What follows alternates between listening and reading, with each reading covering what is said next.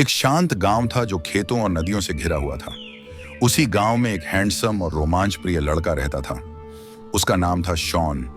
वह ऊर्जा से भरा रहता, हमेशा नई जगहें खोजने के लिए उत्साहित, खासकर पास के जंगल में मौजूद रहस्यमयी गुफाएं और छिपे रास्ते, जिन्हें वह कभी अपने दोस्तों के साथ तो कभी अकेले खोजता था। लेकिन उस जंगल की एक अंधेरी पहचान थी।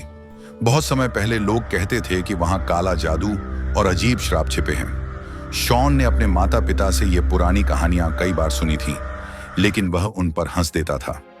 उसे लगता था कि ये सब बस डराने वाली बातें हैं।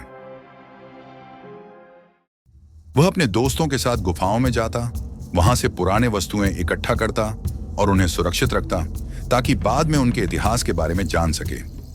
उसी गांव में एक सुंदर और बुद्धिमान लड़की रहती थी। उसका नाम था रीना। वह कई सालों तक अपने मामा के घर रहकर पढ़ाई कर रही थी और हाल ही में वापस गांव लौटी थी।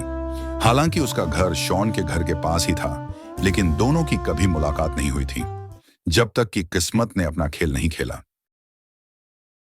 एक दोपहर जब शॉन अपने दोस्तों के साथ जंगल से लौट रहा था, उसने रीना को उसके घर के पास खड़े देखा। उसकी सुंदरता देखकर शॉन के कदम रुक गए। वह कुछ बोल ही नहीं पाया। जैसे भाग्य ने साथ दिया, रीना ने भी उसे देखा और दोनों की नजरें कुछ पल के लिए मिली, एक ऐसी चमक के साथ जो उनके दिलों में बस गई। घर पहुंचकर शॉन ने अपनी मां से पूछा, मां, वो लड़की कौन थी? मां ने मुस्कुराकर कहा, वो हमारी रिश्तेदार की बेटी है, अभी अभी अपनी पढ़ाई पूरी करके लौटी है। उस रात शॉन उसकी खूबसूरती के बारे में सोचता रहा और निश्चय किया कि जल्द ही उससे बात करेगा। कुछ दिनों बाद गांव के मंदिर में दोनों की फिर मुलाकात हुई। इस बार उन्होंने बातें की, साथ में चले और धीरे धीरे दोस्ती का रिश्ता बन गया। समय बीता और वह दोस्ती प्यार में बदल गई। दोनों बहुत खुश थे, पर धीरे धीरे रीना ने कुछ अजीब महसूस करना शुरू किया।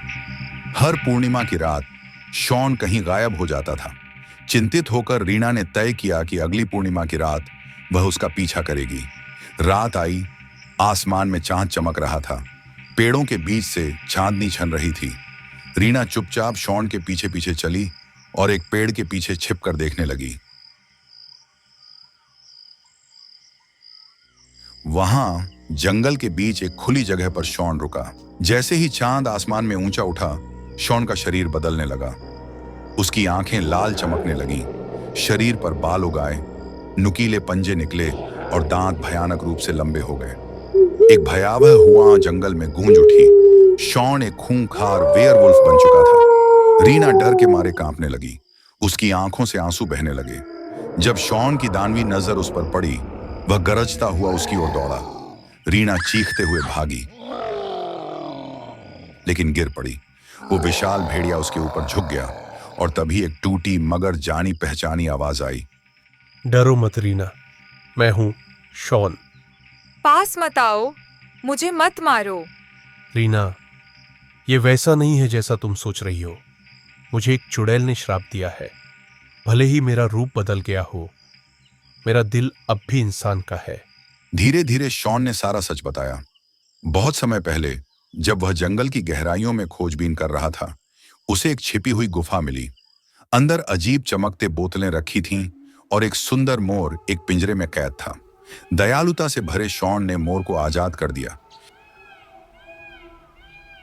लेकिन तभी गलती से एक बोतल गिरकर टूट गई।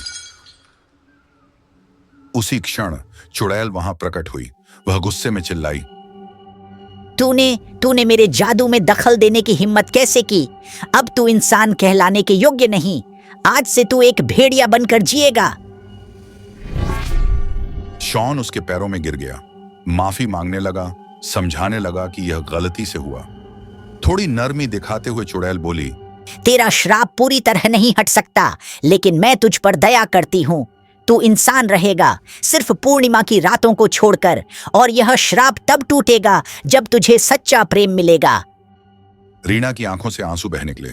उसने धीरे से कहा, तुमने मुझे पहले क्यों नहीं बताया? मुझे डर था, कहीं तुम मुझसे दूर न चली जाओ।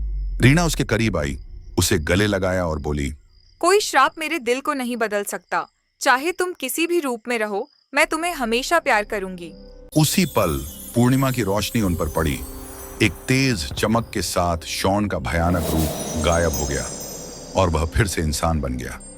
चुड़ैल के शब्द सच हो गए थे। सच्चे प्यार ने श्राप तोड़ दिया था। हाथों में हाथ डालकर शॉन और रीना गांव लौटे। उनके दिलों में प्यार और खुशी भरी थी। कुछ समय बाद दोनों की शादी हो गई और वे हमेशा खुश रहे, क्योंकि उनका प्यार किसी भी श्राप से ज्यादा शक्तिशाली था।